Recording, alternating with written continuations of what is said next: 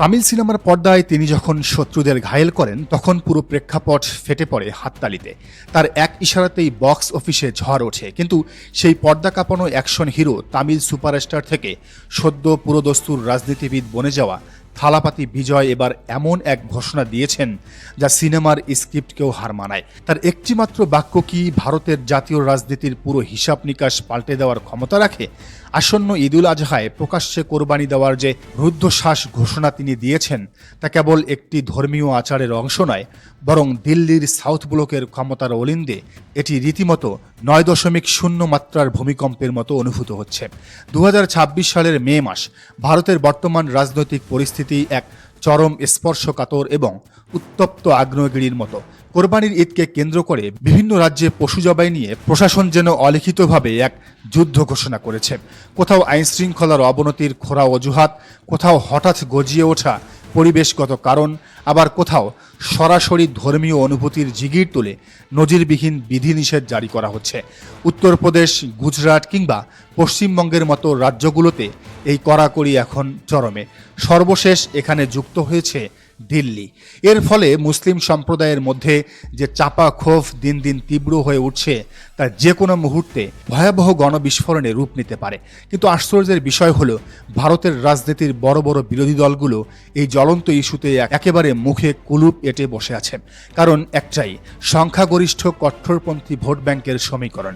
এই ভোট হারানোর ভয়ে কংগ্রেস থেকে শুরু করে অন্যান্য তথাকথিত ধর্মনিরপেক্ষ দলগুলো প্রকাশ্যে মুসলিমদের ধর্মীয় অধিকারের পক্ষে কথা বলতে সাহস পাচ্ছে না। আর ঠিক এমন এক মেরুদণ্ডহীন রাজনৈতিক শূন্যতার মাঝেই হঠাৎ করে জাতীয় আলোচনার একেবারে কেন্দ্রবিন্দুতে উল্কার মতো ছুটে এলেন থালাপাতি বিজয়। খবর ছড়িয়ে পড়ল দাবানলের মতো। তিনি শুধু মুসলিম সম্প্রদায়ের পাশে দাঁড়ানোর কথাই বলেননি, বরং কট্টরপন্থীদের সমস্ত চোখ রাঙ্গানি উপেক্ষা করে নিজে কোরবানির কার্যক্রমে অংশ নেওয়ার সুস্পষ্ট ইঙ্গিত দিয়েছেন। এই খবর প্রকাশ্যে আসতেই সোশ্যাল মিডিয়া থেকে শুরু করে দিল্লির রাজনৈতিক মহলে শুরু হয়েছে এক তীব্র এবং নজিরবিহীন বিতর্ক। কারণ ভারতের বর্তমান বিষাক্ত রাজনৈতিক পরিবেশে এমন স্পষ্ট এবং মেরুদণ্ড সোজা করা অবস্থান নেওয়া অত্যন্ত বিরল, প্রায় অবিশ্বাস্য এক ঘটনা। কিন্তু বিজয় থালাপাতি তা পেরেছেন। তিনি এর আগে হিন্দুদের উদ্দেশ্যে বলেছিলেন, মুসলিমদের গায়ে একটি আঁচড় পড়লেও তিনি তার প্রতিশোধ নেবেন চরমভাবে। ভারতের রাজনীতিতে ধর্মীয় ইস্যু নিয়ে অবস্থান নেওয়ার আগে বাঘা বাঘা নেতারাও বহুবার হিসাব নিকাশ করেন। বিশেষ করে যখন বিষয়টি গরু জবে বা কোরবানির মতো চরম সংবেদনশীল প্রসঙ্গের সঙ্গে যুক্ত, তখন বিরোধী দলের নেতারা পাশ কাটিয়ে যেতেই বেশি স্বাচ্ছন্দ্য বোধ করেন। কিন্তু থালাপাতি বিজয় যেন সম্পূর্ণ ভিন্ন এক রাজনৈতিক ব্যাকরণে হাঁটছেন।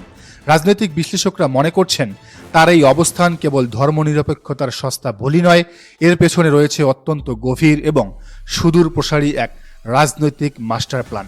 বিজয় থালাপাতি মুসলিমদের প্রতি এজন্যই কৃতজ্ঞ যে যখন হিন্দুত্ববাদী বিজেপি সরকার থালাপাতির শপথ আটকে দিচ্ছিল, তখন তামিলনাড়ুর একটিমাত্র দল, মুসলিমদের দল মুসলিম লীগ, সরাসরি তাকে সমর্থন দিয়ে 2টি আসন দিয়ে তাকে মুখ্যমন্ত্রীর আসনে বসার সুযোগ তৈরি করে দিয়েছিল। থালাপাতি বিজয়ের রাজনীতিতে নতুন হলেও জনসমর্থন এবং ক্যারিশমার দিক থেকে তিনি দক্ষিণ ভারতের অন্যতম প্রভাবশালী এবং অপ্রতিদ্বন্দ্বী মুখ। দীর্ঘদিন তামিল চলচ্চিত্রে একচ্ছত্র আধিপত্য বিস্তার করার পর তিনি নিজের রাজনৈতিক দল গঠন করেছেন। শুরু থেকেই তার বক্তব্যে একটি বিষয় দিনের আলোর মতো পরিষ্কার ছিল, ধর্ম এবং সম্প্রদায়ের প্রশ্নে কোনো আপোষ তিনি করবেন না। এর আগেও তিনি এমন কিছু রোমহর্ষক পদক্ষেপ নিয়েছিলেন যা জাতীয় রাজনীতিতে রীতিমতো তোলপাড় তুলেছিল। দেশ জুড়ে যখন মুসলিমদের কোণঠাসা করার চেষ্টা চলছিল, তখন তিনি প্রকাশ্যে মুসলিমদের সঙ্গে কাঁধে কাঁধ মিলিয়ে জুমার নামাজে অংশ নিয়েছিলেন। সেই ছবি পুরো ভারতে ভাইরাল হয়ে কট্টরপন্থীদের রাতের ঘুম কেড়ে নিয়েছিল। আর সেই ঘটনার পর থেকেই তাকে শুধু দক্ষিণের এক অভিনেতা নয়, বরং এক সম্ভাব্য জাতীয় রাজনৈতিক মুখ হিসেবে দেখতে শুরু করেছে ভারতের ধর্মনিরপেক্ষ সমাজ। তবে এবারের ঘটনাটিকে আরও বেশি বারুদপূর্ণ করে তুলেছে বর্তমান সময়টা। 2014 সালের পর থেকে ভারতের গৌ রক্ষার রাজনীতিতে কেবল একটি ধর্মীয় ইস্যুর মধ্যে সীমাবদ্ধ নেই, এটি এখন সরাসরি উগ্র রাজনৈতিক শক্তিতে পরিণত হয়েছে। বিভিন্ন রাজ্যে আইন কঠোর হয়েছে এবং এই ইস্যুকে ঘিরে বহুবার মর্মান্তিক মব জাস্টিস বা গণপিটুনির মতো সহিংস ঘটনা সামনে এসেছে। সংবিধানে ধর্মীয় স্বাধীনতার অধিকার দেওয়া থাকলেও পশু কোরবানি সংক্রান্ত আইন তৈরির ক্ষমতা রাজ্যগুলোর হাতে থাকায় আইন, ধর্ম এবং রাজনীতির এই সংঘাত এখন চরম, জটিল এবং রক্তাক্ত পর্যায়ে পৌঁছেছে।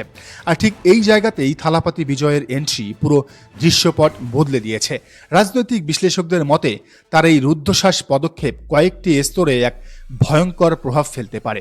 প্রথমত, তামিলনাড়ুতে তার জনপ্রিয়তা আকাশচুম্বী, কিন্তু জাতীয় পর্যায়ে নিজেকে এক অবিসংবাদিত নেতা হিসেবে প্রতিষ্ঠিত করতে হলে তাকে এমন একটি ইস্যুতে অবস্থান নিতে হতো যা পুরো দেশের মানুষের দৃষ্টি আকর্ষণ করবে। কোরবানির ইস্যুতে তার এই নির্ভীক অবস্থান ভারতের কোটি কোটি সংখ্যালঘু সম্প্রদায়ের কাছে তাকে এক নির্ভরযোগ্য এবং একমাত্র ক্রেতা হিসেবে তুলে ধরতে পারে।